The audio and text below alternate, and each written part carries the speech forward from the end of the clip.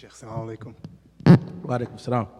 Early in your paper, you talked about how African American.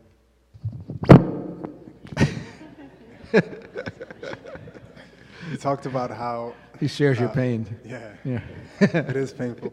How early African American intellectuals wanted to build up the identity of the African American, and they saw how like you don't have to run away from it, you could turn it into something really big because this is who you are. This is how the world sees you.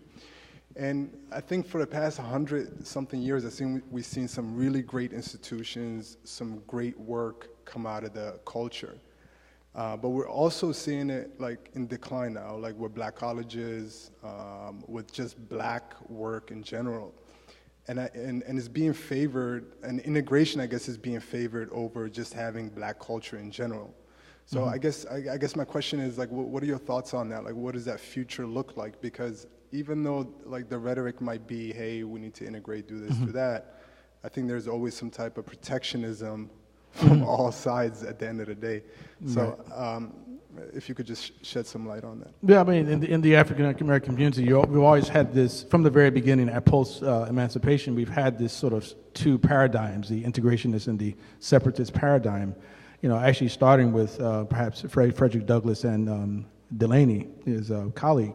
You know, so Frederick Douglass integrationist, Delaney is a separatist. And so we've had that with it for a very long time, and most African Americans have tended to move in the direction of integration, and on some levels, integration has been disastrous for many, as we know. You know, but for those groups who are a little bit more separatist, you know, we call them nationalists today, perhaps, I guess you would say, that we have evidence of the nationalist approach being successful in certain ways, especially when we take into consideration that really everybody else is doing for self, except for black people. I mean, and so it's you know, if you can just observe this when you just look around the Muslim community and look at the different events that come up, you know, and you see who's catering to who and who makes up the crowd, right? You know, people don't have to say it, but we know, you know, what's happening, that people are helping their own.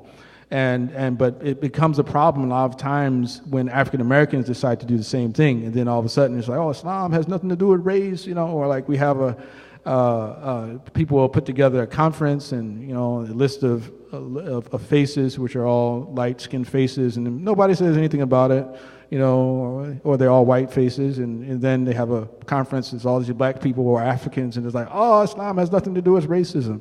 It's like, well, why is it okay to call it the Arab Spring? What if we called it the African Spring? When it's really more an African Spring, you know, it wouldn't be Islamic then. You understand? So we have some issues in our community.